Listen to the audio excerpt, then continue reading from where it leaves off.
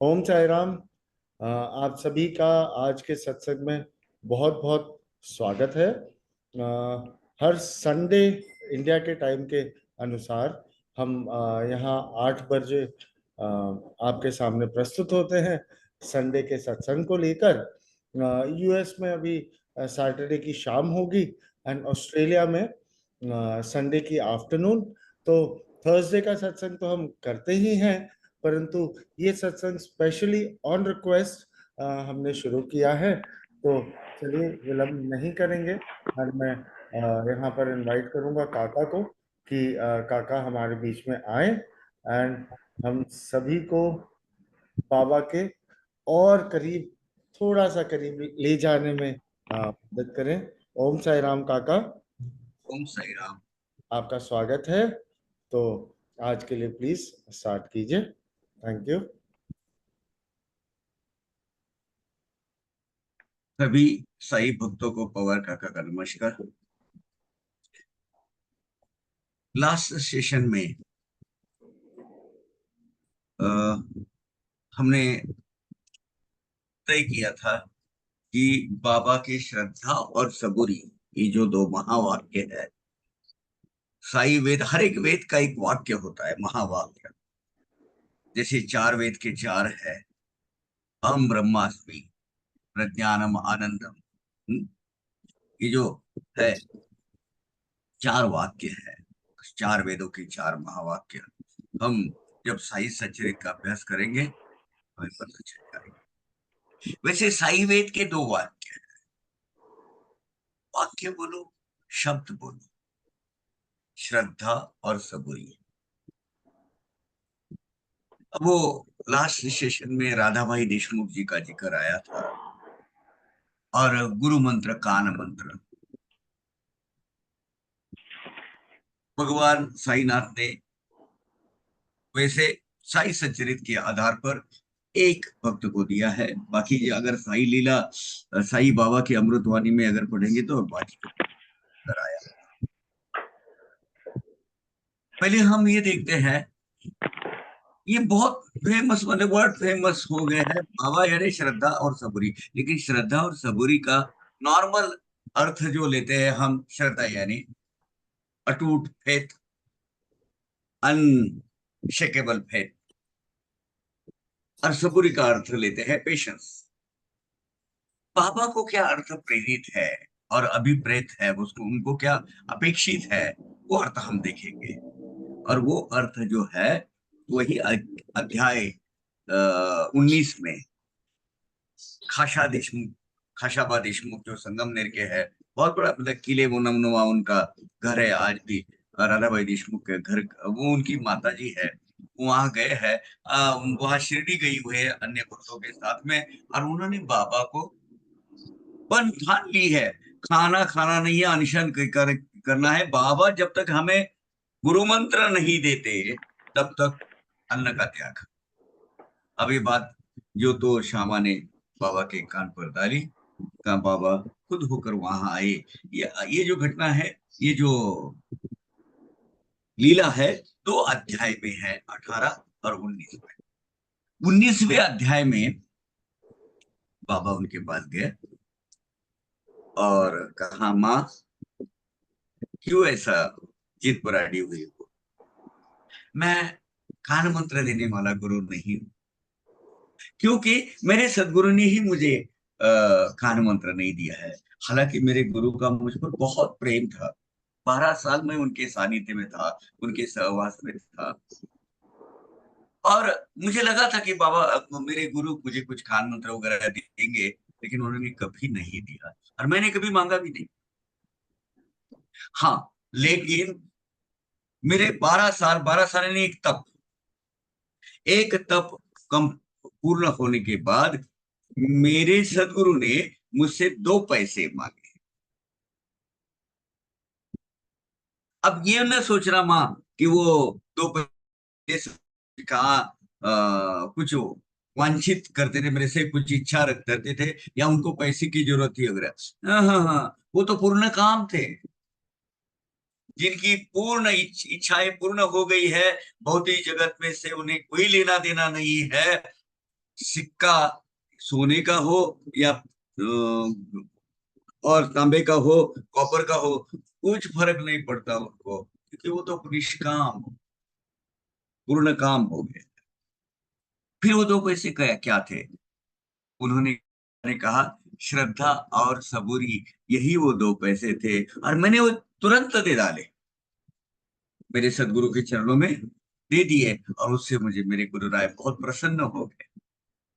अब सब साई भक्तों में आपसे विनती करूंगा कि ये सत्संग के बाद या जब आपको मौका मिले, अध्याय 19 की ओवी 53 से 60, 53 to 60, इस 7 ओवियों में बाबा ने श्रद्धा और सबूरी, बाबा ने वहां श्रद्धा को निष्ठा कहा है, श्रद्धा और सबूरी की अर्थ बताया है। वो अर्थ हम देखना चाहते हैं, अब हम देखेंगे, उसका अभ्यास करेंगे, अध्ययन करेंगे।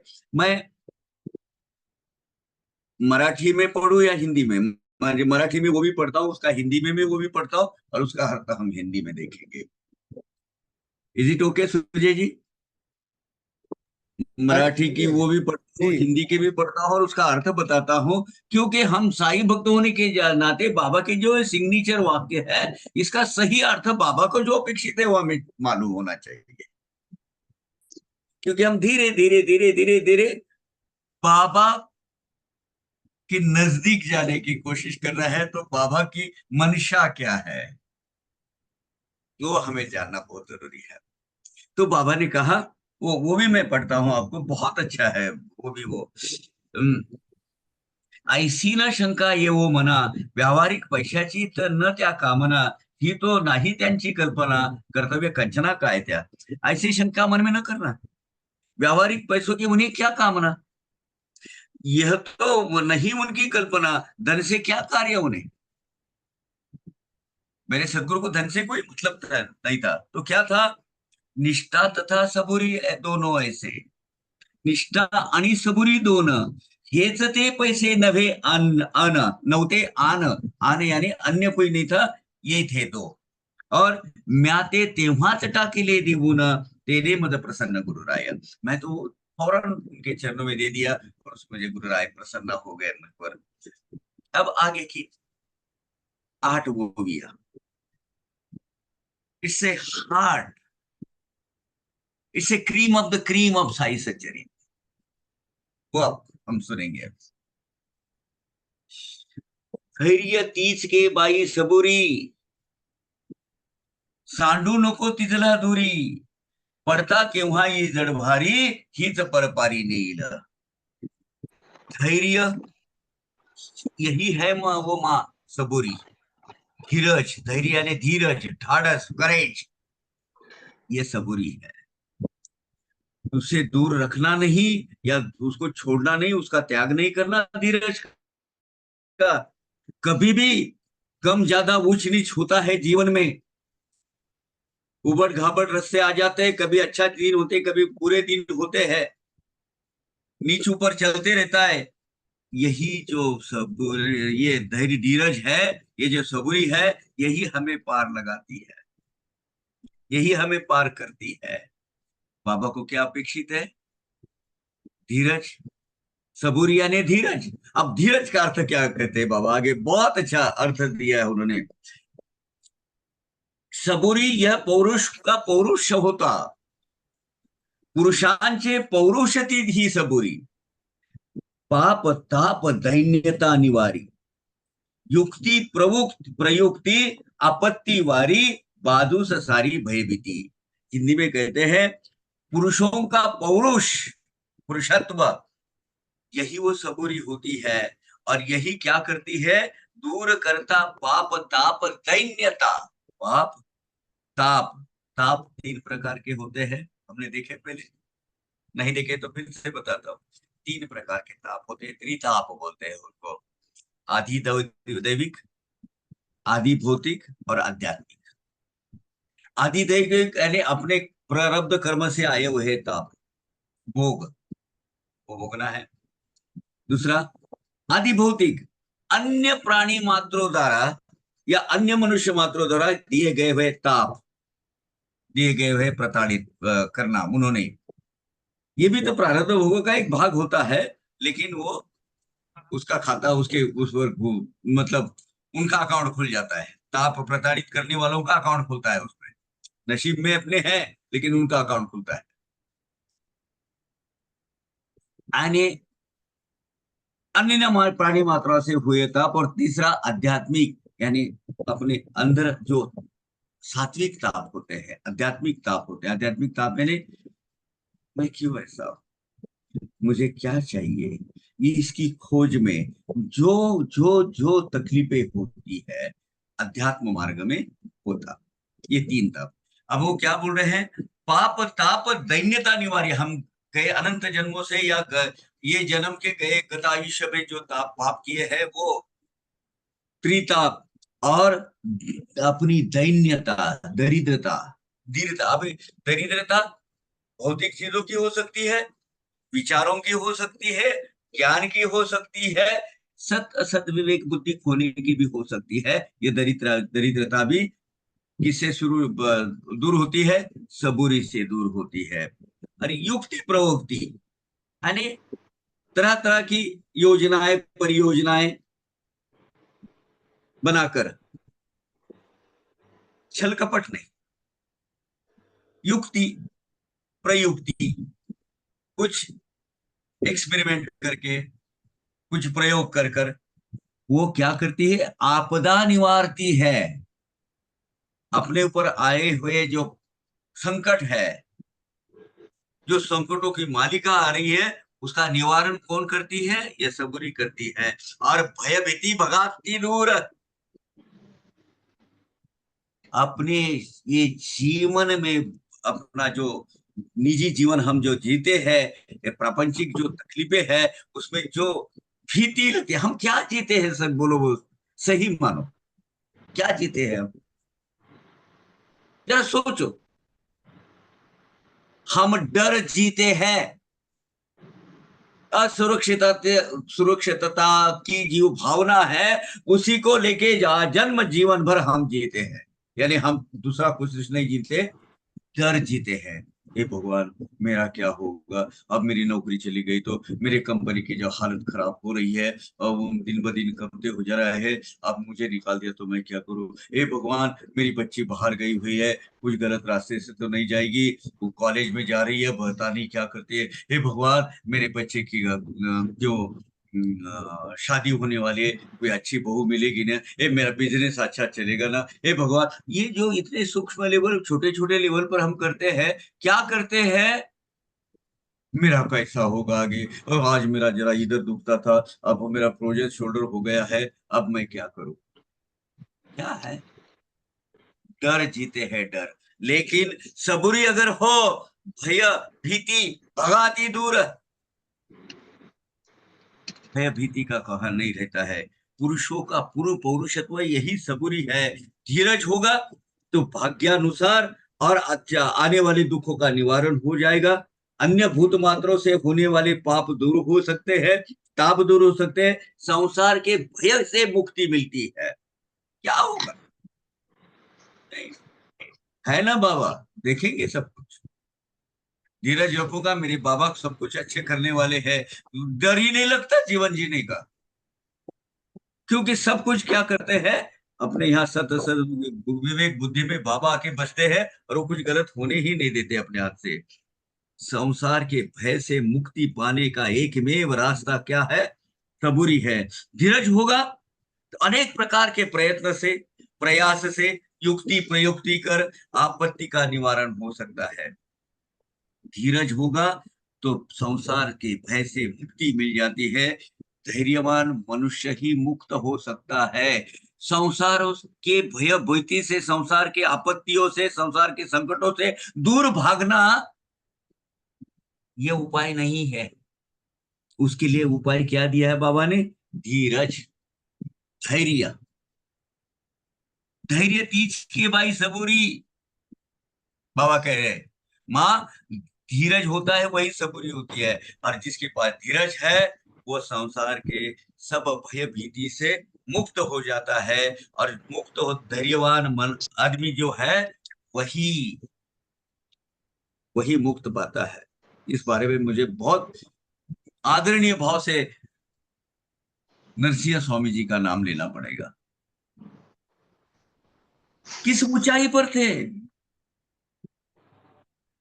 उनका, जब कोर्ट में बहस चलती थी, डिबेट, तो बाकी के लोग वहां आकर बैठते थे, इनका क्रॉस जब करते थे वो सुनने के लिए। उस वक्त 1930 1915 टू 1925 30 बोलो, सॉरी 23 तक, 1910 से थाईलैंड शहर के नगराध्यक्ष, और उन्होंने क्या किया, पूरा राजपाट छोड़ के निकल गए।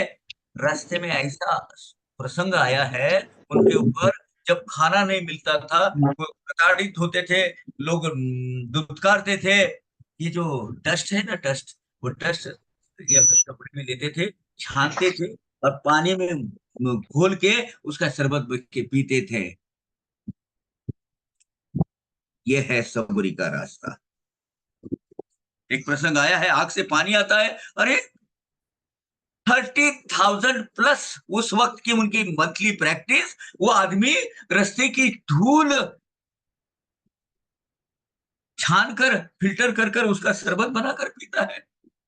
क्या भक्ति है यार, क्या भक्ति है। ये धीरज से आता है। रास्ता छोड़ा, सदगुरु के खोज में निकल गए। आगे बोलते हैं, बाबा बोलते हैं, क्या बोलते हैं, बहुत सबुरी वरी ऐसा था वाटा, विपत्ती पडवी 12 वाटा, येथ अविचारांचा काटा, नाही ठाऊका कुणाही, याने सबुरी से यश की प्राप्ति, भाग जाती सरपट विपत्ति। यहाँ कंटक रूप, यानी कंटक यानी कांटे, I think कांटे रूपी privatization of land, it means that it's अविचार a formal उत्पत्ति। political organization. Please unmute your self. But what हाँ, यहाँ कंटक रूपी कांटे जो है, किसके, अविचार की उत्पत्ति नहीं होने देते। जो धीरज वाला आदमी होता है ना, वो कभी अविचारी नहीं होता। जो डरपोक होते हैं ना, जिसको भीति होती है, वो अविचार करता है।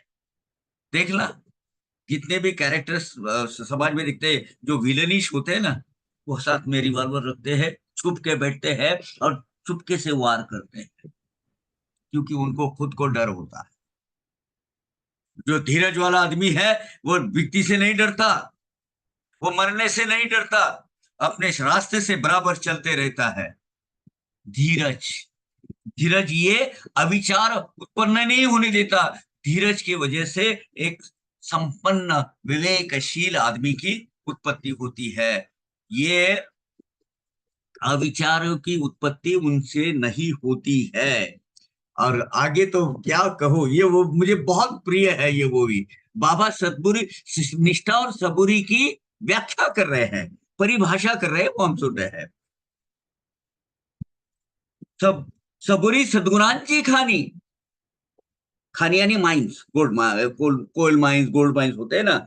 सद्बुरी सबुरी सद्गुणांची खानी, सदविचार रायाची ही राणी, निष्ठा आणि ही सख्या बहिणी, जीव प्राण दोरीसी। अब क्या हुआ, सबुरी सद्गुणों की निधि, आलय खजाना, माइन, सद्विचार और सद्विचारों की ये तो रानी। सबुरी क्या करती है, सद्गुण, जहां सबुरी होती है, जहां धीरज होता है, वहां सद्गुणों, वो आदमी सद्गुणी होता है।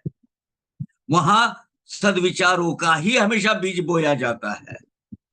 वो अलग अलग विचार कर ही नहीं सकता, क्योंकि उसके पास धीरज होता है, उसके पास डर नहीं होता है, वो गलत रास्ते पे जाता ही नहीं है। और बाबा आगे बहुत बहुत ही अहम बात कह रहे हैं, निष्ठा। निष्ठा यानी श्रद्धा, श्रद्धा यानी अटूट फेथ, निष्ठा तथा यह कौन, सबुरी, यानी श्रद्धा और सबुरी ये दोनों सगे बहने हैं। बाबा कह रहे हैं निष्ठा तथा यह बहने सगी मानी, दोनों ये जीव प्राण एक ही सिक्के के दो नाते हैं। ये दोनों सगी बहने बहने हैं, दोनों एक दूसरे से अलग काम नहीं कर सकती। जो विचारधारा हमारे पास में, उस पर डट के रहना और सबुरी के रास्ते पर चलते रहना। नेल्सन मंडेला 36 ईयर्स एक जेल में सड़े रहे, एक विचार से, एक विचार से। हमें अपार्थाइड मस्ट बी फिनिश्ड। 35 साल महात्मा गांधी, नहीं, यू मस्ट गो, आपने जाना है, चले जाओ यहां से, ये हमारा देश है, इधर मारोगे दूसरा गाल का तो यहां मारो, चलेगा, लेकिन नहीं, वो स्टैंड लेते गए और कभी कानून हाथ में नहीं लिया, कभी गलत रास्ते पर नहीं चले, क्योंकि एक स्टैंड उन्होंने लिया, वो थॉट प्रोसेस पे, और लोग जुड़ते गए, कारवां बदलते गए, धीरे धीरे धीरे उनके विचारों में लोग इनरोल होते गए, और उसकी परिणति क्या हुई हम देख रहे हैं। तो क्या होना है, सबूरी रखने वाला व्यक्ति सद्गुणी ही होता है। सबूरी सद्गुणों का खजाना है, खान है, माइन है। चरित्र संपन्नता ये सबूरी से निर्माण होती है। सबूरी ये सद्विचारों का ऊर्जा स्रोत है। सबूरी अर्थात शीलवान, नीतिवान, आचारवान, विचारवान, सत असत बुद्धि जिसकी जागरूक है, ऐसा चरित्र संपन्न व्यक्ति यानी सबूरी। सबूरी बिना श्रद्धा और श्रद्धा बिना सबूरी नहीं रह सकती। ये दोनों एक दूसरे के साथ ही रहते हैं। दोनों एक ही सिक्के के दो पहलू हैं। दोनों एक दूसरे के जीव प्राण है। श्रद्धा और सबूरी सकी जुड़वा बहने हैं। बाबा कहते हैं, कितनी अच्छी व्याख्या बाबा ने की हुई, देखो। और क्या कहते आगे, गौर से सुनिए, ये बस तो वो या रहेगी है। मनुष्य प्राणी सबुरी बीन, स्थिति उनकी दीन समान, पंडित हो अथवा गुणवान, इसके बिना व्यर्थ जीवन, व्यर्थ जीना। जिस मनुष्य के पास सबुरी नहीं होती ना, उसे आप हीन, दीन और चारित्रहीन भी समझिए। वो एक जीव भी दया आनी चाहिए। वो कितना भी बड़ा पंडित हो, कितना भी बड़ा सद्गुणी हो, पहले तो सद्गुणी हो नहीं सकता क्योंकि उसके पास सबूरी है नहीं। सबूरी का बिना उसका जीवन जो है व्यर्थ है। गुरु भले भी हो महाप्रबल, गुरु कितने भी ताकतवान क्यों होते नहीं होते। यानी इधर लिख, ये पहले मैंने मराठी में पढ़ना भूल गया। सबुरी बिन मनुष्य प्राणी, स्थिती तयाची दैन्यवानी, पंडित असो वा मोठा सद्गुणी, व्यर्थ जीने ही नवन, कुछ नहीं है। और गुरु जरी महाप्रबळ, अपेक्षी शिष्य प्रज्ञाच केवळ, गुरुपति निष्ठा प्रबळ, धैर्य बळ सबुरी। क्या बोलते हैं, गुरु भले वो बहुत प्रबल, बहुत ताकतवान, सामर्थ्यवान, शक्तिमान हो, और होते ही है गुरु, तो इसीलिए तो गुरु होते हैं वो। लेकिन वो अपेक्षा क्या करते हैं अपने शिष्यों से, प्रज्ञा यानी सत असत विवेक बुद्धि, उससे काम लेने का। और वो जिसके पास सत असत विवेक जागरूक है ना, तो वो कभी गलत काम कर नहीं सकता। और क्या चाहते हैं उनको, गुरु पदों में निष्ठा सबल, जैसी काका साहब दीक्षित की थी। क्या बोले, जब वो बकरा काटने की बात आई, कभी बाबा के सामने आंख न उठाने वाले, एक लफ्ज कभी न बोलने वाले, दादा साहब खापड़े, तात्या साहब नुलकर और ये तीनों बाबा के सामने कभी नहीं शब्द। लेकिन जब वो बकरा काटने की बात आई और बाबा ने तो बाबा ने उनकी परीक्षा लेनी थी, औरों को दिखाने के लिए। बाबा किसी की भक्ति की परीक्षा नहीं लेते, लेकिन निष्ठा की परीक्षा लिए काका सब दीक्षित ने। और काका सब दीक्षित बोले, अरे हाँ हाँ काका, वही पढ़ता। अरे काका धीरज रख, क्या करता है, अरे ब्राह्मण ब्राह्मी नहीं तू, और हत्या करने को निकला, जरा भी विचार नहीं सोच रहा है। क्या कहा बाबा ने, काका ने, बाबा आपके मुंह से निकला वो अमृत वचन, वो धर्म शासन है हमारे लिए। हमको दूसरा धर्म मालूम नहीं, हम आप जो बोलेंगे वो करेंगे। और बोले हैं, प्रसंगी वेचू जीवितास, अगर वक्त आया ना तो आपके श्रद्धा के खातर, आपके चरणों के खातर, आपके आदेश के खातर जान भी दे देंगे। निष्ठा, क्या लिखा है, गुरु पदों में निष्ठा सबल, धैर्य बल सबुरी। जो धीरज है वही बलवान होता है। डरपोक कायर आदमी बल क्या है, वो कभी भी अच्छे रास्ते पे नहीं चल सकता,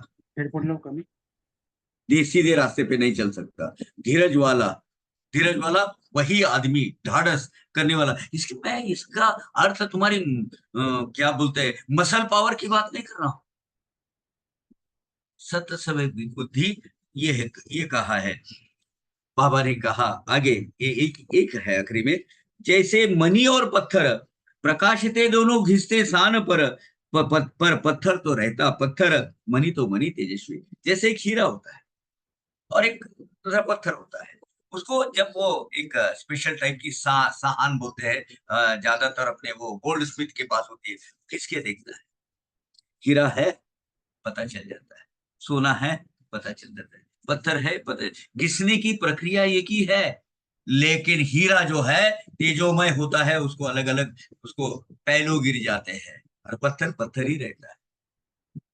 धीरज, अभी याद रखना, धीरज और सबूरी, धीरज यानी यही सबूरी है, और सबूरी और निष्ठा यानी श्रद्धा, ये दोनों सगी बहनें हैं, दो अलग अलग नहीं हो सकती। जिसके पास श्रद्धा है लेकिन सबूरी नहीं, सबूरी है लेकिन श्रद्धा नहीं, ऐसा नहीं हो सकता, दोनों साथ में आती। ये विस्तार से इसलिए बताना पड़ा कि मैं अपेक्षा करता हूं कि ये सब हार्डकोर साईं भक्त हैं, और हार्डकोर साईं भक्तों के लिए बाबा को क्या अपेक्षित है, ये है सबूर यानी पेशेंस। मैं अपना सहते रहूंगा, मैं अपना बस जो भी प्रताड़ित करता है, जो भी भोगना होता है वो भोगते रहूंगा। का बाबा कब तक मेरी परीक्षा लेंगे? बाबा किसी की परीक्षा नहीं लेते, आपको डट के सामना करना पड़ा। इट इज योर क्रिएशन, आपके गत जन्मों का या गत आयुष्य का पापों का परिणति में से आप जो भुगत रहे नव। हाँ, एक प्रार्थना है, बाबा मैं आपका दास हूँ, मैं आपका चेला हूँ, आपका विद्यार्थी हूँ, मुझे मालूम है ये मेरा क्रिएशन है, मुझे भुगतना है, लेकिन आपके चरणों में मेरी निष्ठा प्रबल होनी है। जो भी आवे वो सहन करने की ताकत देना प्रभु। बाबा क्या करते, दो कदम आगे जाते, तू क्यों अकेला करेगा, मैं किस लिए बैठा हूं, मिल बांट के भुगत लेंगे, मैं हूं ना। ये ले सर्टन एडवांस, सर्टन क्या बोलते हैं उसको, इंटीरियम रिलीफ, कुछ मैं भुगतूंगा कुछ तू भुगत ले, क्योंकि तू मेरा है। क्या बात है। श्रद्धा और सबरी का अर्थ हमने देख लिया, और हम क्या कहने वाले थे, हाँ सत्संग की महती, अभी वो बाद में देखते हैं। मेरा वक्त भी खत्म होने को आया। हाँ तो बस से इतना बोल देता हूँ, सत्संग की महती। एक बार आचार्य मुनिवर क्या हुआ, भगवान के पास बैठे थे, भगवान विष्णु के पास, और बोले भगवान ये सत्संग की महत्व क्या होती है, जो हम अभी जो सब लोग यहाँ है, जितने भी 30-40 लोग हैं, वो सत्संग करने को क्यों आए हैं, और उनकी महत्व क्या है, क्यों आना है यहाँ, सत्संग की क्या महत्व है? बोले मुनिवर आप एक काम करो, वो एक जो नाली है ना, वो नाली मैंने सत्संग में शायद सबको पहले बताया होगा, अभी पहले से बताता हूँ। जो नाली है ना, उसपे वो कीड़ा रो रो रो रो कर रहा है, वो जो जीवाणु है, वो इंसेक्ट, उसको जाके पूछिए आप, वो बता देगा आपको। वहां गए मुनिवर, ए बाबा वो भगवान, सत्संग की महती क्या है? उसने मुनिवर की तरफ देखा, वो थोड़ा सा आवाज किया और मर गए। अरे बोले, ये जो सवाल है इतना पेचीदा है। मैं सीधा बोला भाई सत्संग की महती हुआ तो जान चुका, ये मेरा ब्रह्म हत्या का पाप हो गया मेरे ऊपर। इतना कठिन प्रश्न है, जटिल प्रश्न है। गए भगवान के पास, भगवान वो तो गया, ये क्या हुआ? तो बोले मुनिवर एक काम करिए, अभी अभी वो पेड़ पर एक तोता है, तोते ने बच्चा अभी आया है बाहर, उसको अभी अभी आया है, बोल सकता है, वो उसको बताइए, आप पूछिए आप। गए उधर, उसने भी देखा, उन्होंने पूछा भाई, भाई बच्चे सत्संग की क्या महती है? उसने मुनिवर की तरफ देखा, वो भी ऑफ। अरे दो दो हत्याएं हो गई एक एक प्रश्न के पीछे, क्या है ये? वापस गए, वापस गए और बोले भगवान वो तो मर गया। बोले एक काम करो, आखिरी में, बोले नहीं नहीं ये हत्याएं हो रही है, नहीं नहीं, बोले आप जाओ, आपको मिले। अभी वो गाय को एक नया बछड़ा, अभी अभी नवजात शिशु हुआ है बच्चा, अभी अभी ऊपर उठ रहा है, उसको पूछे जाके गुरुवर।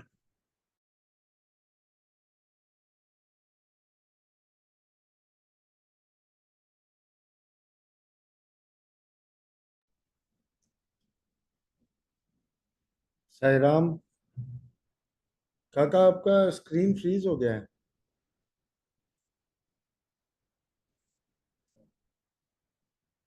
Hello Sai Ram. Is anybody able to hear काका? मुझे सुनाई नहीं दे रहा है। नो, नहीं जी। तो उनके वहां पे कुछ। फ्रीज हो गए, फ्रीज हो गए। हाँ फ्रीज हो गया ना। बहुत ही हम्म। इंटरेस्टिंग नो वाक्य चल रहा था एंड अभी फ्रीज हो गए काका। आई थिंक नेटवर्क का इश्यू होगा।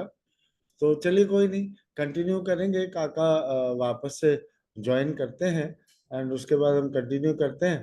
हमारे बीच में आज प्रमोद मेधी गुरुजी आए हैं, उनका बहुत बहुत स्वागत। एंड मैं उनको बहुत बहुत धन्यवाद देना चाहूँगा कि वो हमारे बीच में आकर और अपना समय निकालकर और इस सेवा के लिए प्रस्तुत हुए हैं। देखिए वो घर पे भी नहीं है, बाहर पूना में है किसी नो प्रोग्राम के चलते, एंड वहां से भी सेवा देने के लिए प्रस्तुत है। गुरु जी प्रणाम हम सभी की ओर से एंड आपका स्वागत। तो गुरु जी साईं राम। हाँ जी, बाबा की बातें, बाबा के भजन करें एंड हमें ले जाएं। तो देखिए काका ज्वाइन कर गए वापस। काका अभी आपका क्या नेटवर्क है ठीक?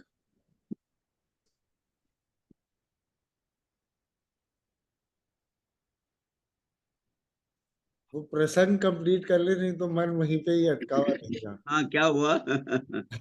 वो हेलो। प्रसंग नो पूरा नहीं लाइट का हुआ। प्रॉब्लम था, मैं दूसरे इस पर आया हूँ। हाँ हाँ, आप वहां पे थे जब वो उसने आई मीन भगवान ने बोला हाँ, कि वो गाय हाँ, के पास जाने के लिए। का बच्चा, वो जी। तो उसकी गाय का बछड़ा, उस पर था मैं। दो हम्म। मिनट ले लूं? हाँ जी जरूर।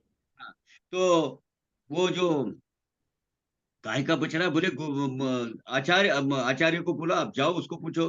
बोले गाय की हत्या मेरे से होगी, उसको जाएगा यही होगा, वो मर जाएगा और ब्रह्म हत्या का पाप मुझे आएगा। मुनिवर मुनिवर बोले भगवान मुझे नहीं चाहिए इसका जवाब। दो दो हत्याएं हो गई है, तीसरी हत्या होने की कगार पर है, मुझे नहीं जाना है। रहने दो, मेरा अनुत्तरित रहने दो प्रश्न, मैं जी लूंगा, लेकिन तीन तीन हत्याएं और अभी तो गाय की बछड़े की। बोले नहीं होगा, सब जिम्मा मेरा रहेगा, मुनिवर आप जाओ तो सही। गए वहां, गए, उसको पूछे, उन्होंने मां करके, वो भी बेचारा ऑफ। बोले अभी इसके आगे बैठ जा, करना नहीं ये सवाल। अभी जब अगर भगवान की मर्जी हो तो कभी ना कभी मिल जाएगा। जाके बैठ गए भगवान के पास। बोले मुनिवर क्यों, क्या हुआ, शांत बैठ गए? नहीं कुछ नहीं प्रभु, आपके सवाल का जवाब मिल गया आपको? बोले नहीं, लेकिन अभी जानने की इच्छा भी नहीं है। ब्रह्म हत्या तीसरी हत्या मेरी ये सवाल की वजह से हुई है। बोले मुनिवर आपके ऊपर कुछ नहीं आएगा आचार्य, ये सब मेरा खिला है, मैं करता हूँ, आप यही काम करिए। वो जो राजमहल दिख रहा है ना, राजा बड़े मन्नत से, बड़े प्रयास से उसको पुत्र रत्न की प्राप्ति हुई है, बड़ा जोश और जल्लोष वहां चल रहा है। वहां आपका अच्छा स्वागत हो जाएगा। वो बच्चे को पर बोलिए, पूछिए आप। बोले आज देवा मारने का इरादा है मुझे, बड़ी मन्नत से उसको वो बच्चा हुआ है, वहां उनका जल्लोष चल रहा है। 2 दिन 3 दिन का बच्चा, 5 दिन का होगा ज्यादा से ज्यादा, और मुझे वहां आप भेज रहे हो और उसको पूछू और वो गया, तो वो राजा मेरे को ऐसे टुकड़े टुकड़े टुकड़े करके मारेगा। देख लो, मुझे नहीं जाना है। बोले मुनिवर कुछ नहीं होगा, आपका बहुत अच्छा स्वागत होगा, वो बच्चा आपको सीधा जवाब देगा, आप जाओ तो सही। गए, बोले मुझे अभी ऐसे शुभ अवसर पर आचार्य, आचार्यों के आचार्य, मुनिवर मुनि के मुनिवर ऐसे आ गए वहां, और वो तो जाहिर है उनका अच्छा स्वागत हुआ। बोले बोले नए नवजात जो बच्चा है उसको मुझे स्वागत, उसको क्या करना है, आशीर्वाद देना है। गए उधर, वो बच्चा, ये बोले बेटा मेरी लाज रखना, मुझे ये सवाल का देना कि सत्संग की महती क्या है, क्यों करते हैं सत्संग लोग? तो बोले मुनिवर मैं आपका जवाब दूंगा। बच्चा 4-5 दिन का बोलने लगा, भगवान की असीम कृपा। बोले मुनिवर मैं आपके सवाल का जवाब दूंगा। लेकिन एक काम करना, जिन्होंने आपको यहाँ भेजा है ना, उनको सामने रखिए। वो अगर सामने आएंगे तो मैं जवाब दूंगा। या भी ये विहंगम मार्ग से फटाक से क्षण क्षण में गए भगवान के पास, भगवान वो आपको बुला रहा है और मेरे सवाल का जवाब देने वाला है, तो मुझे बड़ी तसल्ली होगी। तो प्रार्थना है आपको, आप चलिए साथ में। आ गए विष्णु भगवान साथ में, दोनों बच्चे के पास खड़े रह गए। बोले, मुनिवर आपको समझ में नहीं आया अभी भी सत्संग की महत्व? बोले बता तो विस्तार से। बोले एक गंदी नाली में सामने मैं कीड़ा था एक भर भर, वहां आपके मुझे दर्शन हो गए, मुझे मेरा सत्संग हुआ, मुनिवर को सामने मिला, मेरी उन्नति हो गई, मुझे पशु के पक्षी पंछी के योनि में मिला, मैं तोते का बच्चा हो गया। वहां भी आपकी कृपा हुई प्रभु, सत्संग आपका संतों का सत्संग मिला, और वहां से मुझे अच्छा उससे भी उन्नत प्रगत जो योनि है, प्रजाति है गाय की, उसमें मुझे मिला। उसके बाद आगे चलकर देखो, मैं तो नर जन्म जिसके लिए लोग तरसते, सब प्रजातियां यूनिया तरसती है, 84 लक्ष योनि के बाद अभी ये मिलता है, इसमें मेरा जन्म हुआ, और वो भी राजा के घर में राजपुत्र। और अभी तो क्या कह रहे हैं, इसकी भी जरूरत नहीं रही। जिस प्राप्ति के लिए सब लोग होते हैं, वो भगवान साक्षात आज सामने खड़े हैं। ये आपकी वजह से गुरुवर, सत्संग की वजह से, संतों की। सत्संग यानी क्या? संतों का संग, अच्छे विचारों वालों का संग, तो सम विचार करने वालों का संग, ये है सत्संग की महती। इसलिए सत्संग में करना है। हम ये सब अकेले में भी हो सकता है, लेकिन अकेले में होती है भक्ति, जप जाप, और साथ में क्या होता है, इसका एक महत्व और है। जितने लोग हैं यहाँ भी 30-40-50 लोग है ना, ये 40-50 विचारों का आधार, 50 जो उच्चारण होता है, जो ध्वनि उतरती है, उसका सब कुछ फायदा जो है सभी 50 लोगों को 50 गुना में होता है। अकेले हम मंदिर में क्यों जाते हैं, हम सत्संग में क्यों जाते हैं? क्योंकि सब लोगों की जो सामूहिक प्रार्थना है, वो सामूहिक प्रार्थना रंग लाती है, काम लाती है। हम किसी के लिए शुभ कामनाएं करेंगे, उसको अच्छा कर, तो उसको वो दुआ मिल जाती है। इसलिए सत्संग होना जरूरी है। ओम साई राम। मैंने जरूरत से ज्यादा 5-6-7 मिनट लिए हैं, उसके लिए माफ करना मेदी जी। गुरुवर आपका वो समय मैंने ले लिया, अगले साल में कहीं ना कहीं अपन कॉम्पेंसेट करेंगे। Om Sai Ram. Om Sai Ram, thank you very much. काका, वो नेटवर्क इशू की वजह से थोड़ा सा हो गया था, तो कोई बात नहीं। चलिए, आज के सत्संग का थोड़ा सा जो नोट्स मैंने बनाए हैं उसके माध्यम से आप सभी को बता दूं कि आज काका ने हमें श्रद्धा और सबूरी के बारे में बताया, उसके महत्वता को बताया कि सबूरी धीरज है। बुरा समय आता है और वहां पर वो धीरज, जो करेज बोलते हैं, उसकी बहुत ज्यादा जरूरत होती है। और श्रद्धा, जो कि अटूट विश्वास और निष्ठा है, इसके बारे में साईं सच्चरिता के ओवी नंबर 53-60 चैप्टर 19 आप पढ़िएगा, तो वहां पर श्रद्धा और सबूरी, ये जो 2 पैसे बाबा ने मांगे थे, वो उसके बारे में और हम जान पाएंगे। काका ने बहुत ही अच्छे तरीके से हीरे और सोने के एग्जाम्पल देकर हम सभी को बताया कि एक टुकड़ा कांच का और हीरे में क्या फर्क होता है, कि वही है, श्रद्धा और सबूरी होने से हम हीरा बन सकते हैं। और सत्संग का महत्व हम सभी को बताया कि वो संतों का संगम है, इतनी ब्यूटीफुल स्टोरी के माध्यम से। और जो हम सामूहिक प्रार्थना करते हैं, वो सत्संग हम सभी को नो धैर्य देता है, हम सभी का फेथ बढ़ाता है, और हम सभी को आनंद प्राप्ति की ओर लेकर जाता है, बाबा के थोड़े और करीब लेकर जाता है। तो चलिए काका, थैंक यू सो मच आज के सत्संग के लिए। हम गुरु जी को अब यहाँ पर इनवाइट करेंगे। गुरु जी आए एंड हमें भजनों के माध्यम से आनंद दिलाए। तो चलिए, इसके साथ ही थैंक यू काका। ओम साई राम। किसी के भी कोई प्रश्न हो तो भजनों के बाद अगर काका अवेलेबल होंगे तो हम उसे लेने मैं की। हूँ, अवेलेबल हूँ। ठीक है जी, थैंक यू साई राम जी। अगले साल में, अगले इसमें हम वो vicious circle, life birth circle कैसे तोड़ना है उसकी तरफ आगे के, ठीक है। आज तो टाइम नहीं मिला। जी बिल्कुल, साई राम। गुरुजी प्रणाम।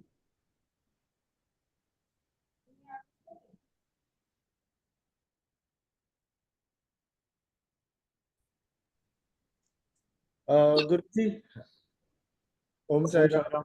हाँ जी, ओम साई राम। जी गुरु जी, आपका स्वागत है। आपसे अनुरोध करूंगा कि आप शुरू करें। आपको सुनाई दे रहा है ना?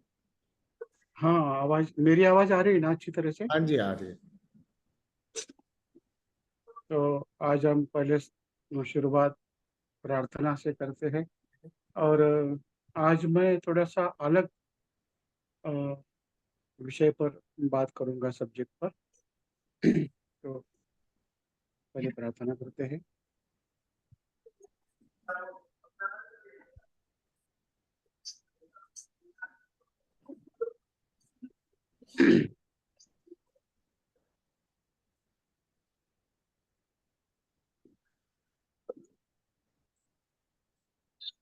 ओम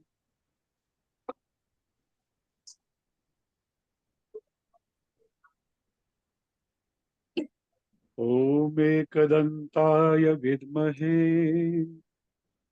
वक्रतुंडाय धीमहि तन्नो दन्ति प्रचोदयात्।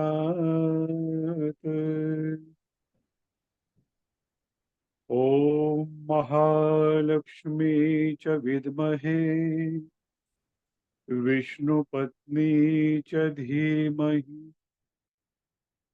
तन्नो लक्ष्मी प्रचोदयात्। ॐ शिरडिवासाय विद्महे सच्चिदानन्दाय धीमहि तन्नो साई प्रचोदयात्।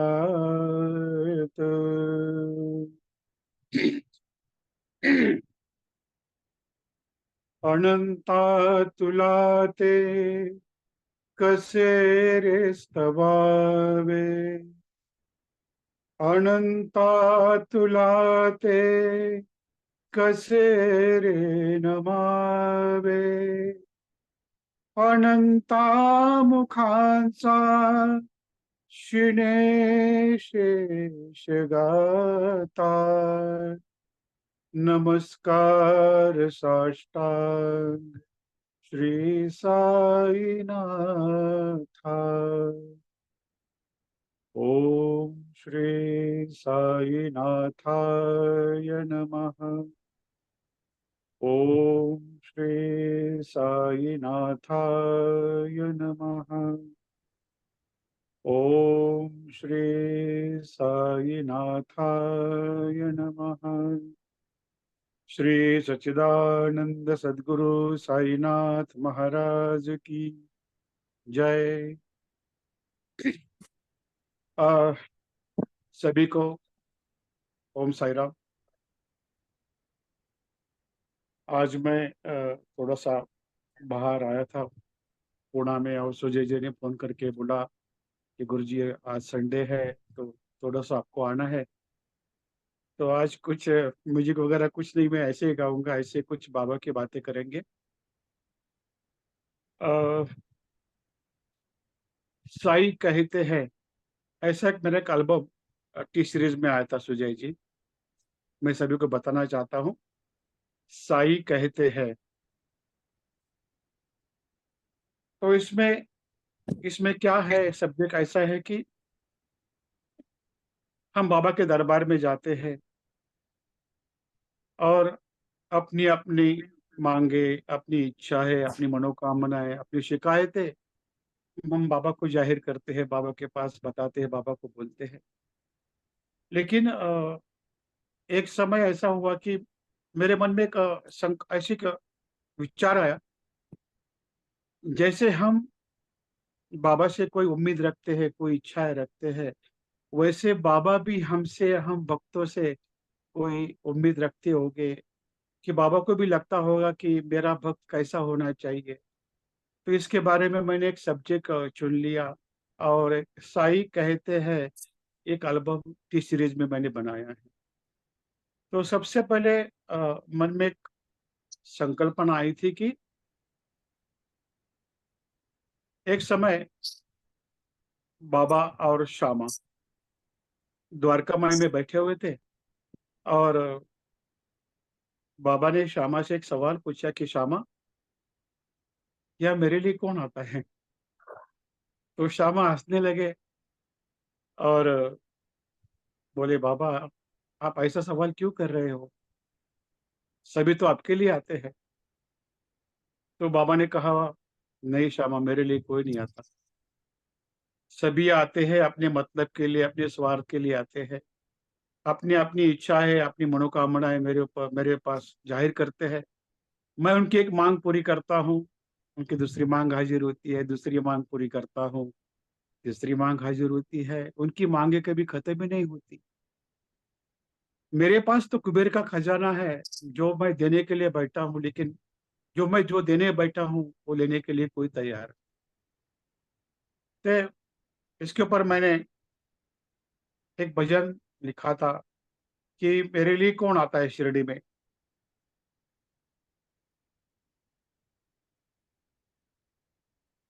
भजन बहुत सुंदर था।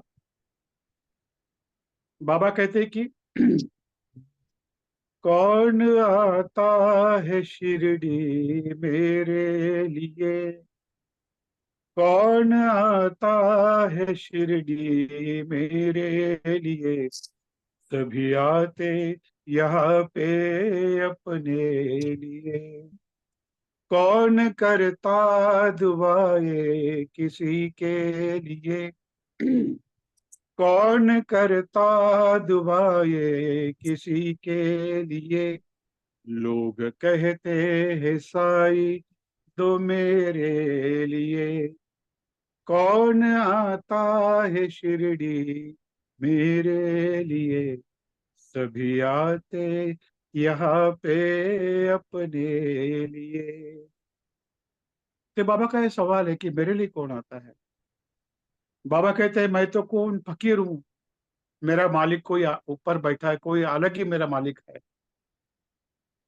तो बाबा कहते हैं कि मैं तो खुद ही फकीर हूँ, तुम्हें क्या मैं दूं, फकीरी की मस्ती में रमता रहूं। मैं तो बंदा हूँ उनका, मैं कैसे कहूँ, अल्लाह मालिक के कहने पे करता रहूं। भला हो सभी का ये चाहत मेरी, भला हो सभी का ये चाहत मेरी, ऐसे भक्तों की झोली मैं भरता रहूं। कौन आता है शिरडी मेरे लिए, सभी आते यहाँ पे अपने लिए। और बाबा ये भी कहते हैं कि जो कोई भी मेरे दरबार में आता है, मेरे पास आता है, तो बाबा कहते हैं मेरे दिल में उनकी है चाहत बड़ी, जो सभी के काम आते हैं। मुझे उनसे भी शिकवा नहीं है कोई, किसी को भी जो कुछ न दे पाए हैं। मांगते हैं जो खुशियाँ अपने लिए, मांगते हैं जो खुशियाँ अपने लिए, और करते नहीं कुछ भी रब के लिए। कौन आता है शिरडी मेरे लिए, सभी आते यहाँ पे अपने लिए। इंसान कितना स्वार्थी है, भगवान से तो मांग करता है, लेकिन कभी हम उसका शुक्रिया भी अदा नहीं करते। और बाबा ये भी कहते हैं कि मैं सबकी सुनता हूँ, मेरे दरबार में अमीर गरीब अच्छे लोग, बुरे लोग, सभी प्रकार के लोग मेरे दरबार में आते हैं और मैं सभी की सुनता हूँ। कभी कभी आपने देखा होगा कि आजकल मंदिरों में कई जूते भी चोरी होते हैं, पैसे पॉकेट, कोई पॉकेट चोर, पॉकेट चोराने का लोग आते हैं।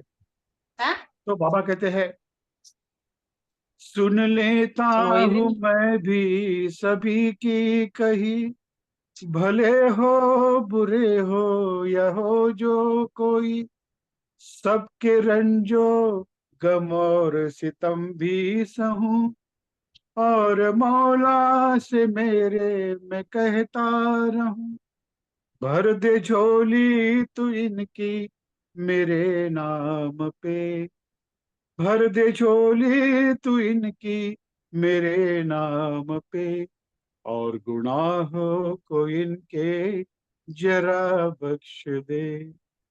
देखिए बाबा कितनी दयालु है।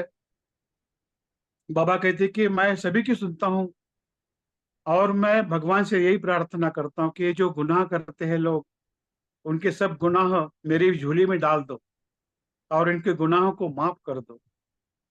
तो ऐसे अपने बाबा दयालु है। बाबा के बहुत सारे दुख है। हम बाबा के, मैंने देखा है कि बहुत सारे लोग ओम साई राम करते हैं, जैसे कि कहते हैं ना कि मुंह में राम, और आपको पता है आगे क्या है। तो बाबा का ऐसा ही एक सवाल था कि जो मेरे लिए मेरा प्रचार करेगा, मेरा गुणगान करेगा, मेरा नामस्मरण करेगा, तो मैं उनको जीवन में कभी भी उसको कमी नहीं पड़ने दूंगा। लेकिन बाबा का एक दुख था, तो मैंने एक भजन मेरे दिमाग में आया था कि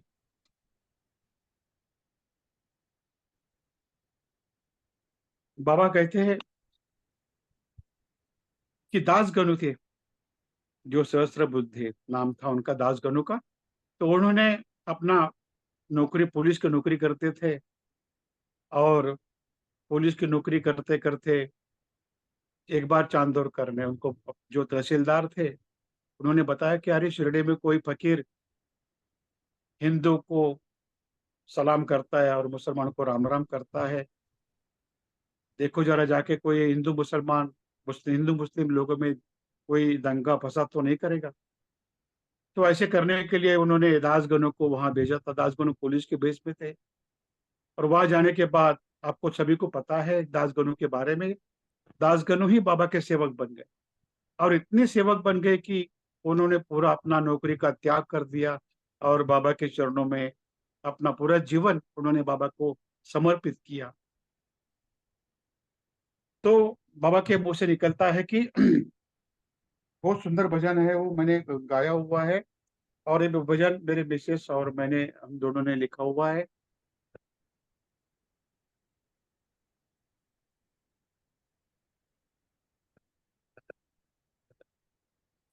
बाबा कहते हैं,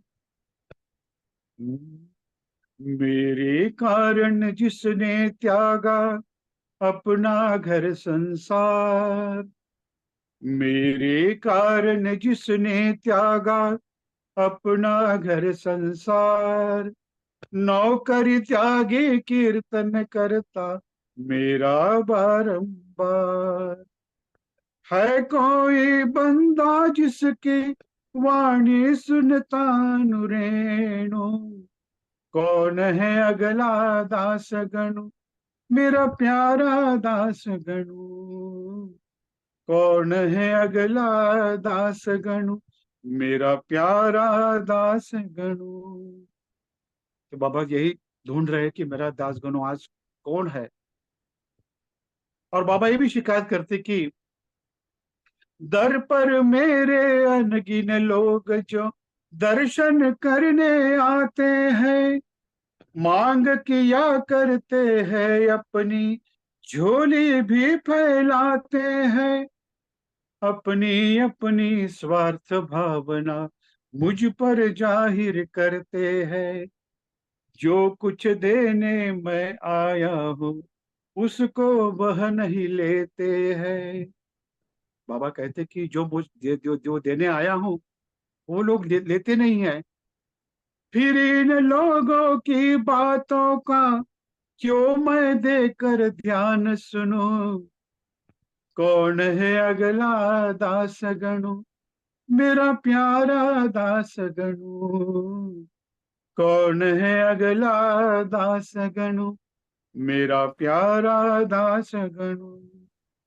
और बाबा ये भी कहते हैं कि जो मुझसे, अभी काका ने बताया कि श्रद्धा और सबूरी, जो बाबा के दरबार में श्रद्धा लेकर निष्ठा लेकर जाते हैं, तो बाबा कहते कि मेरी याद की खातिर जो भी अपना सब कुछ त्यजते हैं, चैन न पड़ता उन्हें जरा जो मुझको ओझल पाते हैं। मैं तो चाहता हूं कि बाबा को पूरा तन मन धन अर्पण कर दो, पूरा अपना जीवन बाबा के चरणों में समर्पित कर दो। बाबा बिन मांगे आपको सब कुछ दे देंगे, बाबा को मांगने की जरूरत ही नहीं पड़ेगी। तो बाबा कहते हैं कि मेरी याद की खातिर जो भी अपना सब कुछ तजते हैं, चैन न पड़ता उन्हें जरा जो मुझको ओझल पाते हैं। उन सब की फरियादें सुनना मुझको अच्छा लगता है, उन भक्तों की याद में हर पल मेरा दिल भी रोता है। क्यों न आखिर इन भक्तों की हर एक बात को मैं मानूं। कौन है अगला दास गणु, मेरा प्यारा दास गणु। बाबा कहते कि जो मुझे तन मन धन कर अर्पण करके जो मेरी सेवा करता है, मेरा नामस्मरण करता है, तो मेरा दिल भी उनके लिए रोता है। और आप सभी को पता होगा कि शाही चरित्र में मेघा के लिए बाबा रोए थे। जब मेघा की मृत्यु हुई, तो मेघा जब शमशान को लेके जा रहे थे, बाबा उस समय बाबा रोए थे।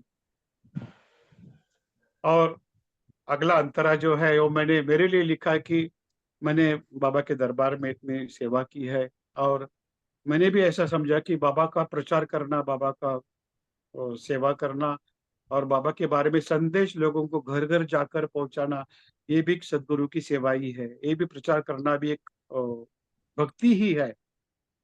तो बाबा कहते हैं कि घर घर जाकर अलख जगाता साई है सरकार, साई महिमा सबको बताता हर पल हर दिन यार।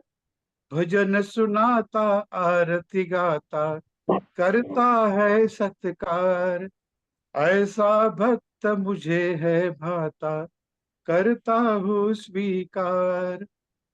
उसको कहते दास गणु, मेरा प्यारा दास गणु।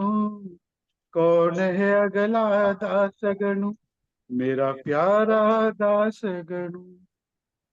ये भी भजन मैंने खुद लिखा है और बाबा के चरणों में अर्पित किया है। हेलो, आप सुजय जी। हाँ जी गुरुजी, शायद आपके पास में कोई और डिवाइस ऐड हुआ है क्या, इसकी वजह से एको हुआ था, और कोई बात नहीं है। ने मैंने वो कान में सुर तानपुरा लगाया है, नहीं नहीं, परफेक्ट आवाज आ रही है। शायद फैन की आवाज होगी। नहीं नहीं, कोई कोई प्रॉब्लम नहीं है, एकदम बहुत सही आ रही है आवाज, परफेक्ट। आवाज अच्छी, मेरी आवाज तो आ रही है ना? हाँ जी हाँ जी, बहुत ही ब्यूटीफुल, इतने अच्छे लिरिक्स है और आपकी मधुर हाँ, ये जो आवाज। भजन मैंने साई कहते हैं इस एल्बम में किए हैं। और जो हमारे भक्तों के दुख है, बाबा के दुख इसमें इस एल्बम में है। तो और समय अपने पास कितना है? गुरुजी, एक भजन और आप कीजिएगा, उसके बाद मेरी एक रिक्वेस्ट भी आपसे, तो वो मैं बोलिए ना। करूँगा इस भजन के बाद में। आप जो भजन करने वाले हैं इसके बाद में। हाँ, अभी एक भजन मैं गाता हूँ, उसके बाद रिक्वेस्ट। अभी हाँ। एक minute. Okay okay okay.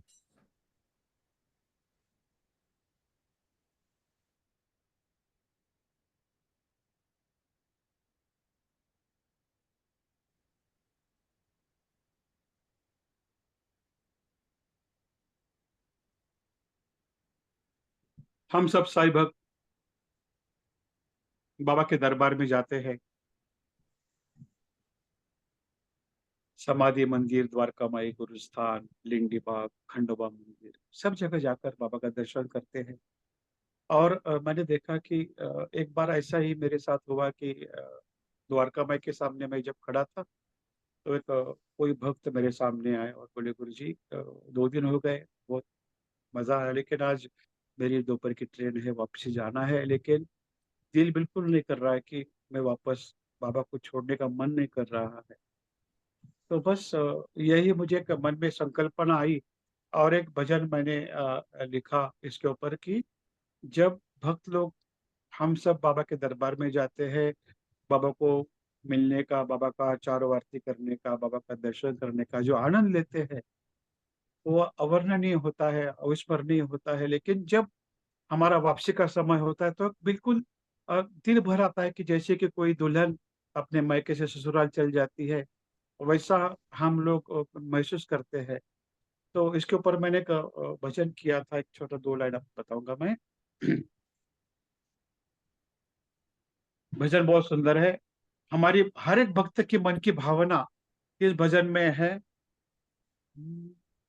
Shirdi छोड़ के वापस जब मैं, शिरडी छोड़ के वापस जब मैं अपने घर को जाता हूँ, बाबा तब मैं अपने मन को कितना बेबस पाता हूँ। शिरडी छोड़ के वापस जब मैं अपने घर को जाता हूँ, बाबा तब मैं अपने मन को कितना बेबस पाता हूँ। पल पल तेरी याद सताती, कुछ भी समझ ना पाता हूँ। पल पल तेरी याद सताती, कुछ भी समझ ना पाता हूँ। तेरा दर्शन फिर पाने को आतुर सा हो जाता हूँ। अब तो साईं सुन लो अर्जी, अब तो साईं सुन लो अर्जी, मर्जी मैं बतलाता हूँ, बाबा तब मैं अपने मन को कितना बेबस पाता हूँ। शिरडी छोड़ के वापस जब मैं अपने घर को जाता हूँ, बाबा तब मैं अपने मन को कितना बेबस पाता हूँ। और कभी कभी मन में ऐसा भी आता है कि चैन खो गया, नींद उड़ गई, नाम का सुमिरन करता हूँ, फिर से शिरडी कब आऊंगा, ये ही सोचा करता हूँ। चैन खो गया, नींद उड़ गई, नाम का सुमिरन करता हूँ, फिर से शिरडी कब आऊंगा, ये ही सोचा करता हूँ। पल पल तेरे साथ रहूं या, पल पल तेरे साथ रहूं या, साथ तुझे ले जाता हूँ, बाबा तब मैं अपने मन को कितना बेबस पाता हूँ। शिरडी छोड़ के वापस जब मैं अपने घर को जाता हूँ, बाबा तब मैं अपने मन को कितना बेबस पाता हूँ। देखिए, हम जब समाधि मंदिर दर्शन कर कर बाहर निकलते हैं, तो हम नीम के पेड़ के नीचे गुरु स्थान पे आते हैं, गुरु स्थान पर अपना माथा नमाते हैं, शीश झुकाते हैं, और मन में कोई ऐसी भावना आती है, गुरु स्थान के चौखट पर जब माथा मैंने लगाया, गुरु स्थान के चौखट पर जब माथा मैंने लगाया, ऐसा लगा के मेरे पिता ने सिर पर हाथ घुमाया, ऐसा लगा के मेरे पिता ने सिर पर हाथ घुमाया। नीम के साए में बैठा तो, नीम के साए में बैठा तो घर को भूल जाता हूँ, बाबा तब मैं अपने मन को कितना बेबस पाता हूँ। कभी कभी हम शिरडी जाते हैं, बहुत सारी भीड़ होती है, अंदर जाने का कोई चांस ही नहीं, दिल में बाबा को मिलने की बहुत आस होती है, लेकिन सब दरवाजे बंद है, बाबा को मिलने का मन कर रहा है। लेकिन इसमें एक लाइन में लिखी है मैंने कि हम ऐसा महसूस करते हैं कि जब हम बाहर खड़े हैं और हमारा दुख देखकर बाबा बाहर आते हैं, हमारा हाथ पकड़ते हैं और हमको फिर अंदर लेके जाते हैं, तो हम क्या महसूस करेंगे। तो एक लाइन लिखी है, जब मैं समाधि मंदिर आया, दिल ने ये महसूस किया, हाथ बढ़ा के तुमने बुलाया, दौड़ा दौड़ा चलाया। मंदिर का जब देखूं कलश तो सारे दुख बिसराता हूँ। बाबा तब मैं अपने मन को कितना बेबस पाता हूँ। शिरडी छोड़ के वापस जब मैं अपने घर को जाता हूँ, बाबा तब मैं अपने मन को कितना बेबस पाता हूँ। साईं तब मैं अपने मन को कितना बेबस पाता हूँ। ओम साई राम। ओम साई राम, ओम साई राम। बहुत अच्छा गुरु लगा जी, आज। आपने शिरडी की पूरी परिक्रमा करवा दी पिछले 5 मिनट के अंदर में। जी ऐसी जी जी अनुभूतियां कि सच में अभी शिरडी से जाना, मतलब प्रस्थान करने वाला जो जी जी। वक्त होता है। हर एक का दुख होता है, हर एक के मन की एक अपने मन की एक भावना है। इस भजन में मैंने गाई है। ये लोग बहुत भजन को पसंद करते हैं। हम्म। तो जो आपने इसमें एक लाइन डाली कि फिर मैं शिरडी कब आऊंगा, वो जो हाँ, बाबा के पास में। हो मन में एक आस रहती कि पता हाँ। नहीं, अभी एक बार तो आके गया, अभी वापस कब आऊंगा। लेकिन मन में ये भी करते हैं कि ये जैसे कि चैन खो गया, नींद उड़ गई, नाम का सुमिरन करता हूँ, फिर से शिरडी कब आऊंगा, ये ही सोचा करता हूँ। लेकिन मन में आता है, पल पल तेरे साथ रहूं या साथ तुझे ले जाता हूँ। एक तसल्ली होती। फिर हम क्या करते हैं, बाबा का छोटा सा स्वरूप हमारे साथ में हम लेके जाते हैं और हमको हमारे घर में जाकर बाबा को स्थापित करते हैं। तो मन को एक तसल्ली मिलती, चलो बाबा हमारे साथ में है। तो हमारी एक हर की भावना है, हमारी एक श्रद्धा है बाबा के प्रति। तो वो इस भजन में मैंने जाहिर की है। थैंक यू गुरु जी। तो गुरु जी, मैं सभी भक्तों को यहाँ पर भक्तों के सामने आपसे एक विनती करना चाहता हूँ। पहले तो भक्तों को बताऊं कि प्रमोद मेधी गुरु जी का हमने शिरडी में लाइव वीडियो शूट किया था, जिसमें उन्होंने अपनी वो स्टोरी को शेयर किया कि बाबा ने कैसे उन्हें चुना। ना हम जी तो जी सब हाँ। जानते हैं कि बाबा अपने भक्त चुनते हैं, परंतु बाबा ने गुरु जी को कैसे चुना, और वो स्टोरी है कैसे वो इतने साल, नियरली 30 इयर्स तक बाबा की मूर्ति की उन्होंने वहां मंदिर में चारों वक्त आरती की। आरती की, हाँ जी। एंड आज की डेट में मतलब विश्व भर के बहुत सारे मंदिरों में नो गुरु जी की ही आवाज में मेरी आवाज आरती होती है, गाते जी गाई जी जाती है। जी तो जी गुरु जी ने बताया था कि उनकी जो धर्म पत्नी है, उन्होंने किस प्रकार उनका साथ दिया। एंड उनका भी वीडियो हमने शूट किया, लगता है भाभी जी बगल में ही है आपके। नहीं, एक्चुअली वो नासिक में है, मैं पुणे में आया हूँ। अच्छा। तो थोड़ा तो सी काम उन्होंने की वजह बताया से। था गुरुजी ने कि वो काफी उनकी मदद करती हैं लिरिक्स लिखने के लिए। हाँ जी हाँ जी हाँ गुरुजी जी। गाते हैं।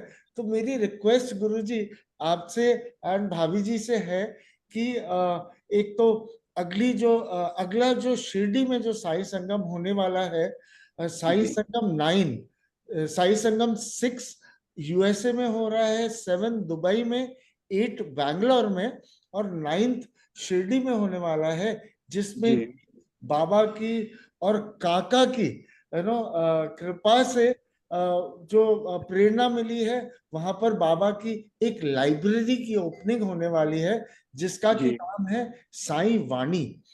बाबा की वाणी हमें किसी भी रूप में मिले, चाहे वो लिटरेचर के रूप में हम पढ़ सकें, चाहे वो जी भजनों के माध्यम से जैसे कि गुरुजी ने हम सभी को अभी अभी दिया, चाहे वो उनकी बातें मतलब जो जो क्या बोलते हैं उसको, सत्संग, जो प्रवचन या सत्संग के माध्यम से मिल सके। ये 3 मोड्स होते हैं। तो साई वाणी के ऊपर अगर नो भाभी जी एंड गुरुजी आप दोनों मिलकर एक भजन कंपोज कर दें, जरूर जरूर करें, वो जरूर हम जरूर नवंबर जरूर 21 से जरूर नेक्स्ट 24, टाइम सुनाऊंगा मैं पक्का। हाँ जी, 21 से 24 को वहां पर हम उसे नो लॉन्च करें साई संगम में। तो इसके लिए आपको प्रार्थना है। एंड आज के लिए बहुत बहुत धन्यवाद ओम साई राम। सुंदर भजनों के लिए, एंड पूना में रहते हुए भी इस सेवा के लिए करने के लिए। जी जी थैंक जी। यू। ओम साई राम, ओम साई राम, ओम साई राम। ओम साई राम काका। तो काका का वीडियो आया था पिछले ट्यूसडे को, एंड मैं वो सॉरी थर्सडे को, और मैं उसे देख नहीं सका क्योंकि शूट तो शायद 2 महीने पहले हुआ था। बट काका, एक भक्त ने मुझे आपका वीडियो फॉरवर्ड करके एक प्रश्न पूछा। तो मुझे पता नहीं कि वो है कि नहीं इस क्या बोलते हैं आज के सत्संग में।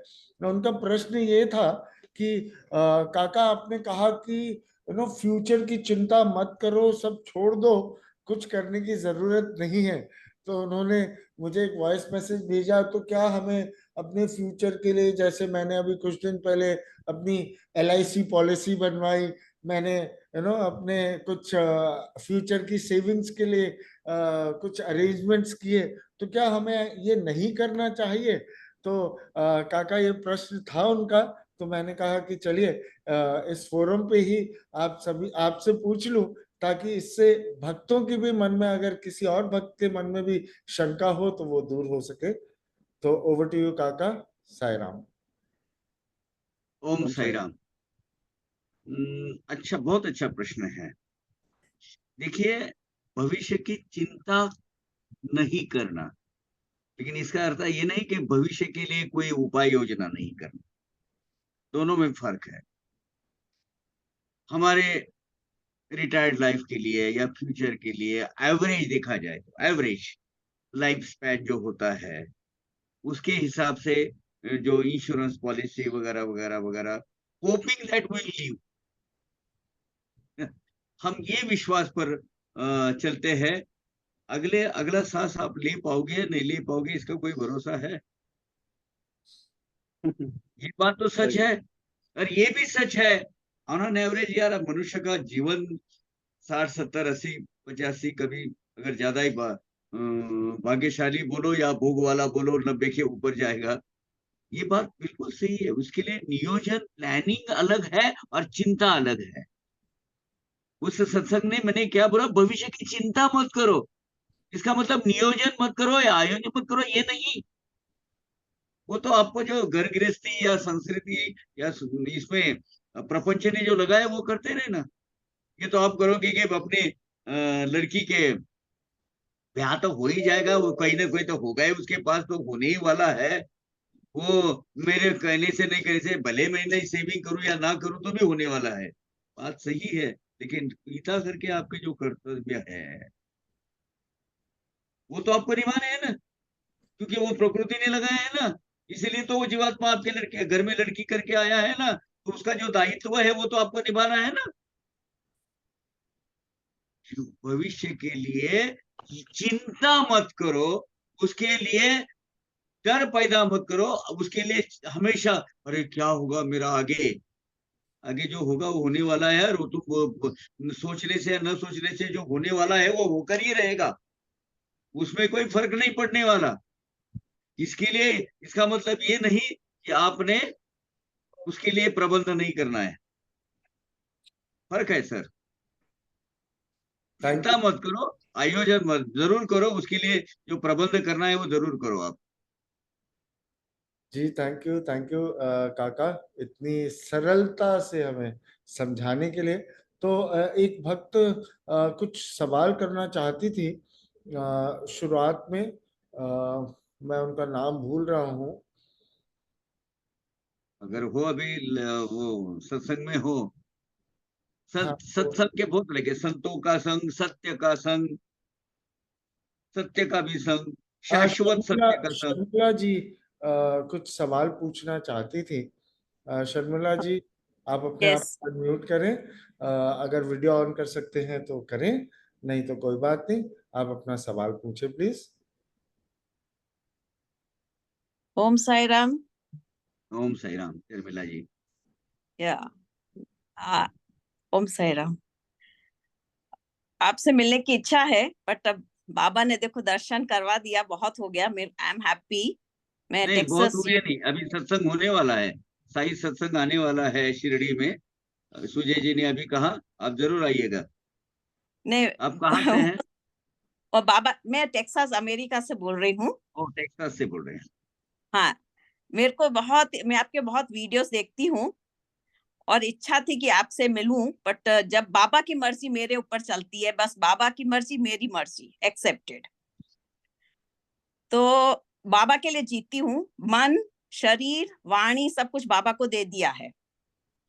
और अब जब भी मैं साई चरित्र पढ़ती हूँ तो उसमें आता है एक प्रश्न, जैसे व्हाट, एक वॉल है बाबा और मेरे और बाबा के बीच में, how to demolish that wall.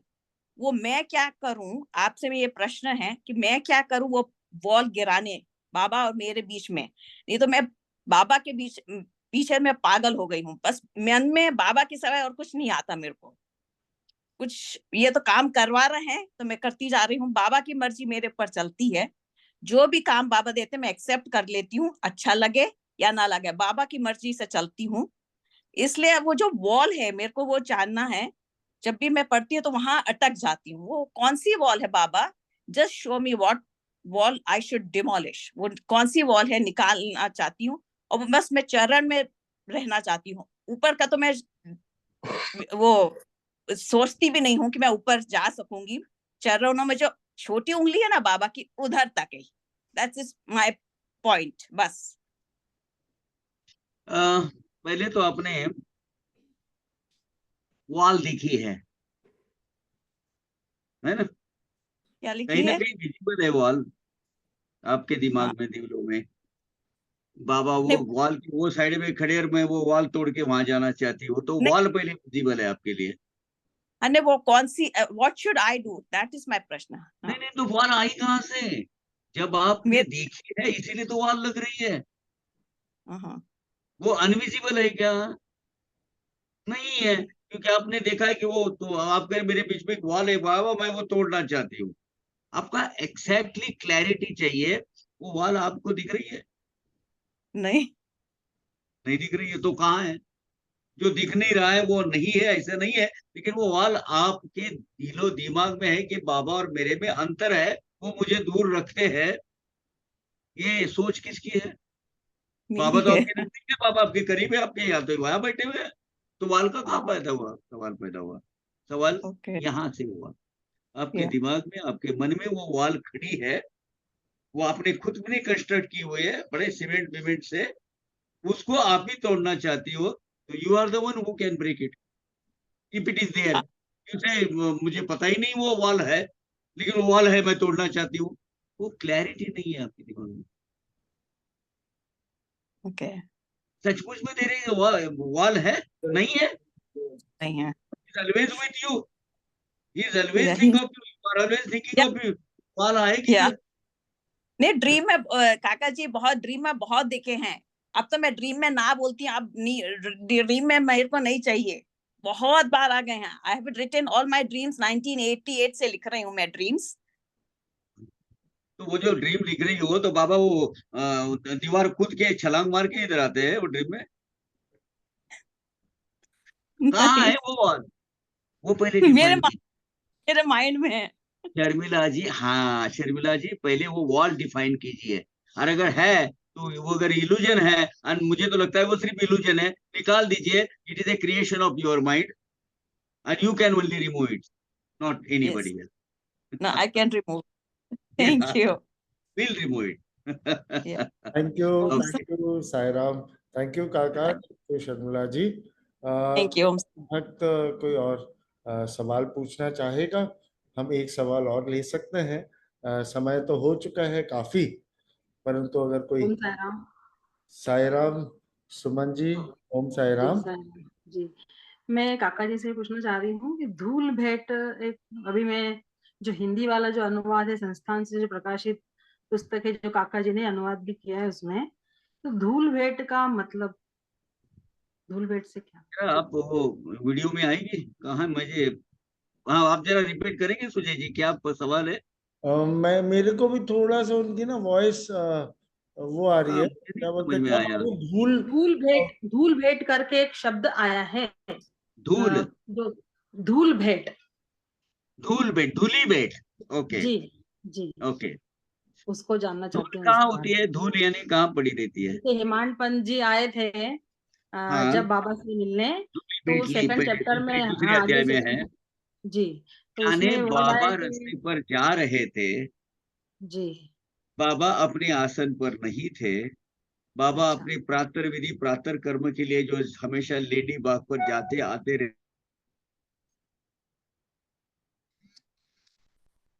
आवाज नहीं आ रही है, फ्रीज हो गए काका वापस। आवाज नहीं आ रही है। हाँ जी, हाँ जी। काका, आपका दूसरा अगर कनेक्टेड है डिवाइस तो आप सुन पा रहे होंगे। और उधर उनका नमस्कार करना, यह धूली भेंट है। काका, काका, आवाज शायद नहीं आ रही। हम्म, काका बीच में आप फ्रीज हो गए थे, तो प्लीज एक बार वापस से बोलिए ना, क्योंकि हाँ, हम सुन नहीं पाए। देखिए ऐसा है, दूसरे अध्याय में जब हेमाड पंत जी वहां गए तो बाबा अपने नित्य कर्म के लिए, नित्य कर्म के लिए, प्रातः विधि के लिए वो जो लेडी बाग पर जाकर वापस आ रहे थे। बाबा निकल रहे थे, अपने स्थान पर नहीं थे। जब वो स्थान पर होते तो चरण वंदन सब करते हैं, लेकिन ये रास्ते पर जाते जाते ही वो गए और उन पर माथा टेक दिया, उनके चरणों पर। वह बाबा जा रहे थे, वो कहाँ जा रहे थे? रास्ते पर। तो धूल कहाँ होती है? रास्ते पर। वो धूली भेंट बोलते हैं उसको, जी धूल जी भेंट। जी, धूल कहाँ होती है? रास्ते पर। रास्ते पर। बाबा चल रहे थे, चलते चलते नमस्कार करना। जैसे कोई संत महात्मा आगे चलते हैं, रास्ते पर चलते हैं, चलते चलते सब लोग उनके नमस्कार करते हैं, चरण वंदन करते हैं, तो धूली भेंट बोलते हैं उसको। जी जी जी जी जी, धन्यवाद। ओम साई राम जी। जी, ओम साई राम। और कोई, या खत्म करे? अ, तो बस साई राम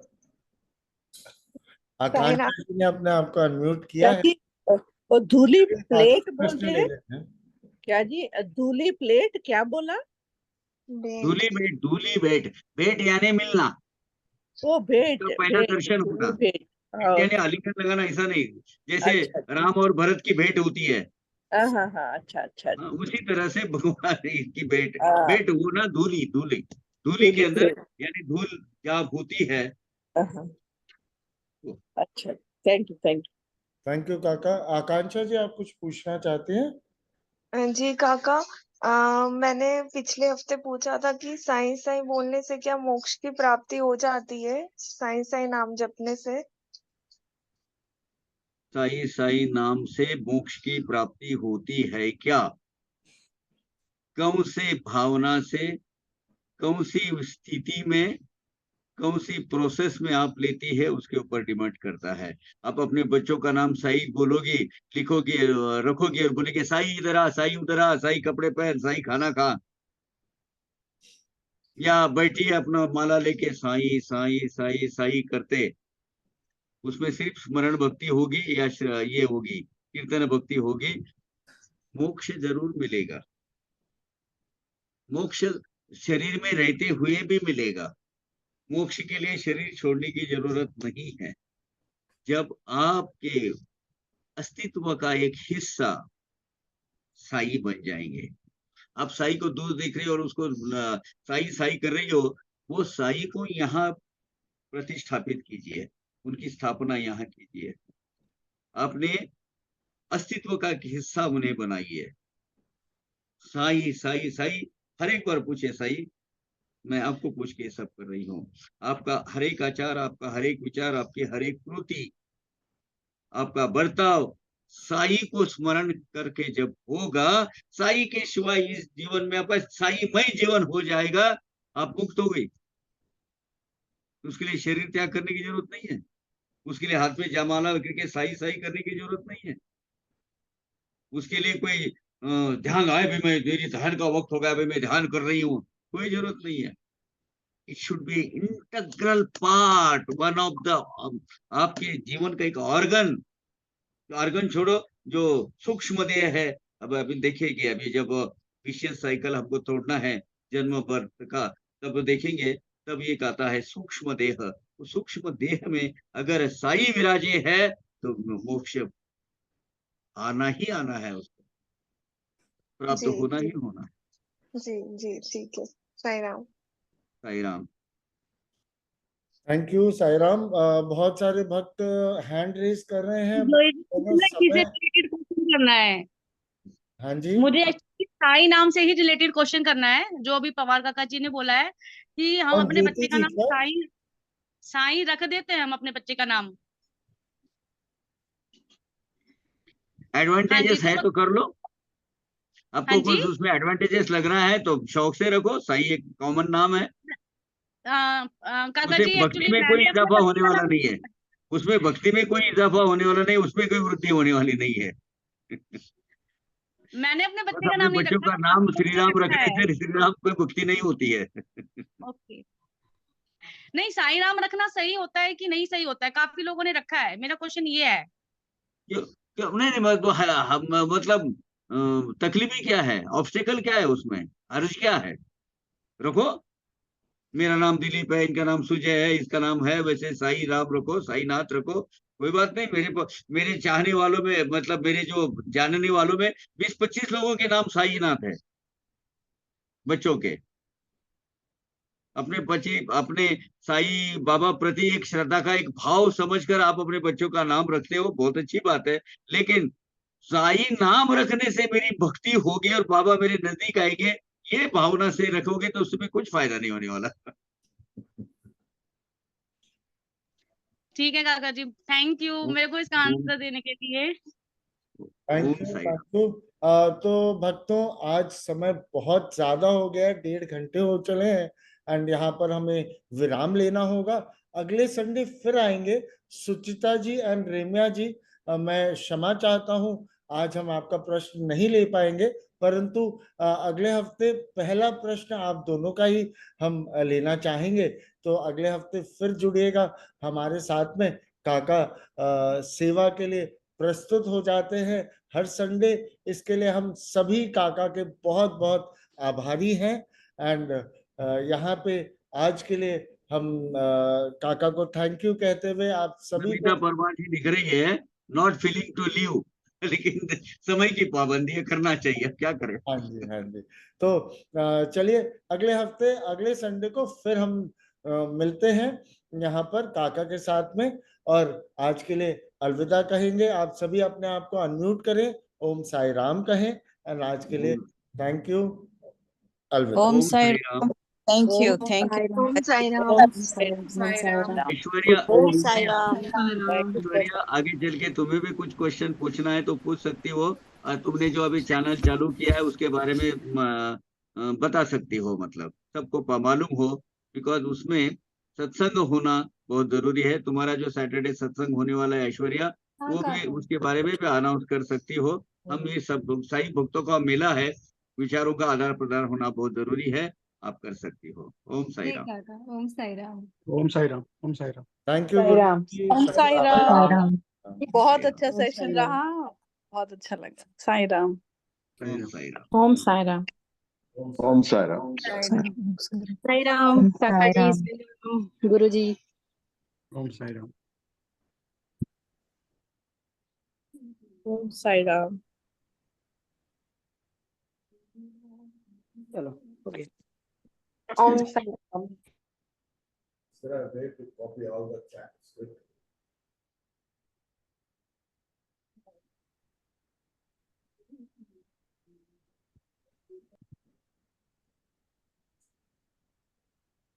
गुरु जी से मेरा एक निवेदन था, बोल सकती हूँ? हाँ, प्रणाम गुरु जी। ओम मैं साई राम सुमन बोलिए। ओम साई राम जी। मैं आपसे एक बार फिर निवेदन कर रही हूँ। आपसे मैंने बोला था कि जो आप साईनाथ स्तवन मंजरी जो आपने हिंदी में गाई है, जी जी। उसका जो अनुवाद है वो उसको भी मतलब लिखित रूप में मिल जाता तो बहुत अच्छा रहता। हाँ, मैंने वो छपा अभी निकाला है नोट्स वगैरह पूरा, बस उसको जी टाइप करना है। मैं टाइप जी करके जी करूंगा वो। तो मैं जी ये चाह रहा था कि जो शिरडी में अभी सत्संग होने वाला है तो उसी में ही उसकी हाँ कॉपी मैं प्रकाशित करना चाहता हूँ। मैं सुजय जी से बात करूंगा मैं। बहुत धन्य हो जाएंगे हम तो। वाह हाँ वाह जी, वाह वाह, सुजय जी बिल्कुल। मैं आपको दे दूंगा वो। आप तो उसके साथ वो भी आप टेक कीजिए। जरूर बस जरूर मेरा जरूर। ये सब बाबा का प्रचार, बाबा की सेवा ही है सब ये। तो सब भक्तों को चाहिए, मुझे बहुत लोगों ने मांगा है वो एक्चुअली। ओके, जी ठीक जी है। ठीक है, साईं राम। धन्यवाद। ओम साई राम जी। जय ओम राम। साई ओम राम। साईं, ओम साईं राम, बाय। चलिए जी, अलविदा। ओम साई राम। ओम साई राम।